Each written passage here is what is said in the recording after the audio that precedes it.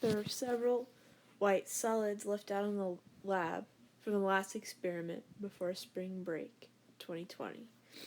The likely chemicals you find include sucrose, sodium carbonate, naphthalene, elemental magnesium, and silver chloride. Using what we know about these solids and the type of solids they are, we can find out different properties about each, and eventually you could even use what you know and a little experimenting to figure out which each solid is by applying the things that exclude each solid from being the other one. It'll make more sense in a minute.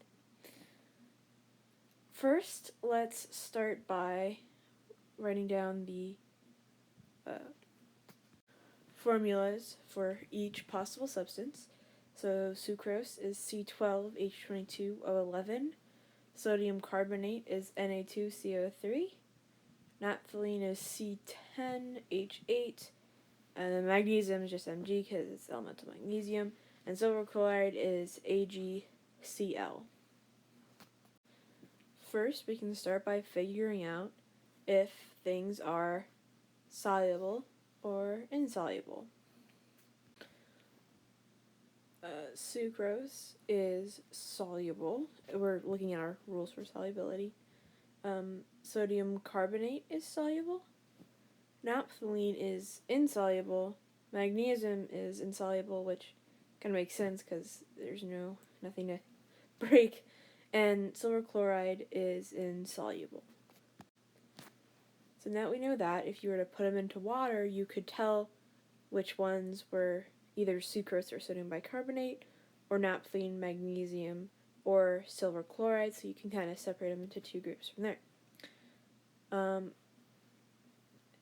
Next, we can look at if it is a strong electrolyte, a weak electrolyte, or a non-electrolyte. Sucrose is a non-electrolyte because it has no ions. Sodium carbonate is a strong electrolyte because it is a salt, and those are strong electrolytes. Naphthalene is a non-electrolyte, same boat as sucrose with no ions. Magnesium metal is a non-electrolyte because, again, it can't ionize because it is an elemental substance. And silver chloride is a weak electrolyte because even though it's insoluble, a small part of it does ionize in water, so that makes it a weak electrolyte. Now, if you think about it, the only two substances that you can't tell the difference between are elemental magnesium and naphthalene, which brings us to the conductivity of these substances when they are in a solid state. So sucrose is a non-conductor. Sodium carbonate is a non-conductor. These are all in solid, of course, form.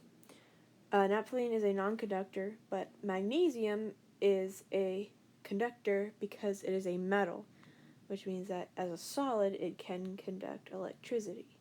And silver chloride is a non-conductor.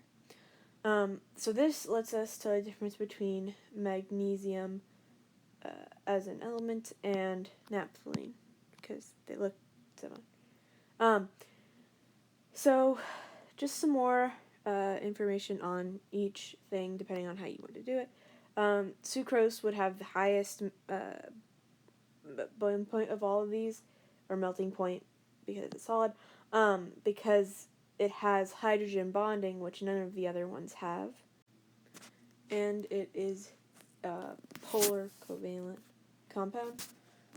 Sodium carbonate is the only ionic compound on here, which means it's not polar or nonpolar, it is just ionic, because that is a covalent specific thing. Naphthalene is covalent but nonpolar.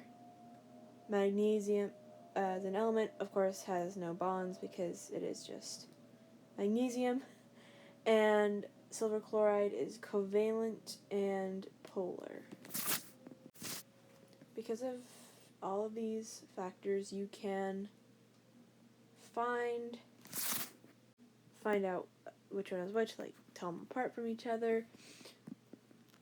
You, by predicting how each one will behave when you either put it in water, when you give it a conductivity test, in and out of water when you try to heat it up, and this helps with identifying unknown materials with no real given information.